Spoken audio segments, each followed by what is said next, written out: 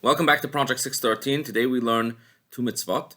The first mitzvah includes all the laws associated with Tzara'at that could appear on one's garment. The second mitzvah governs all the laws associated with Tzara'at that could appear on one's house. So what is this all about? Well, we spoke about Tzara'at, which is commonly translated as leprosy, that could appear on one's skin. And as we mentioned, although it's translated as leprosy, this in fact is not the skin condition, the health condition known as leprosy. Rather, it was a spiritual, heavenly given skin condition that had certain supernatural properties to it as it came as a result for speaking evil talk and so on. And one of the ways that this is clearly seen, that this illness was not your regular, typical skin condition, is the fact that not only does it appear on the skin, but Tzara'at could also appear on one's garment or on one's house. And the way it would appear on one's garment or on one's house is slightly different than the way it would appear on the skin.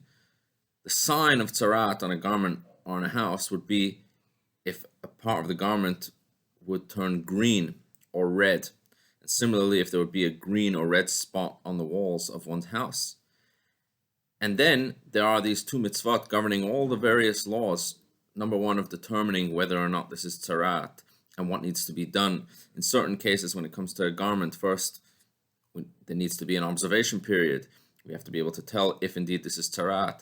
Then in certain situations, only one piece of the garment would have to be torn out. In other situations, the garment would have to be destroyed, and so on.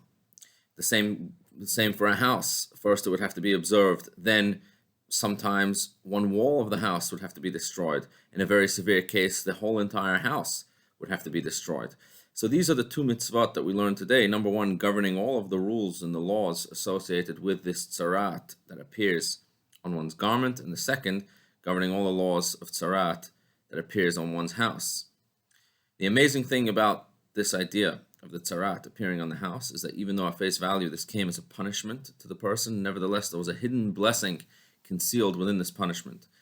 For the Medrash tells us that when the Canaanites knew that the Jewish people were coming to take over the land of Israel, they hid their gold and silver and precious stones in the walls of their house, hoping that one day they would return to retrieve it.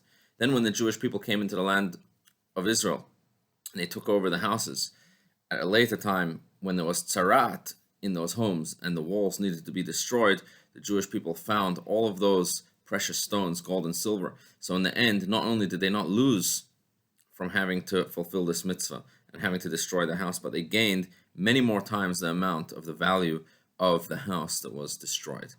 And the same is true really of all the punishments of the Torah, that whereas at face value perhaps they could seem to be something negative, they could seem to be a punishment, nevertheless, we believe there is always a hidden blessing, even within the punishments of the Torah.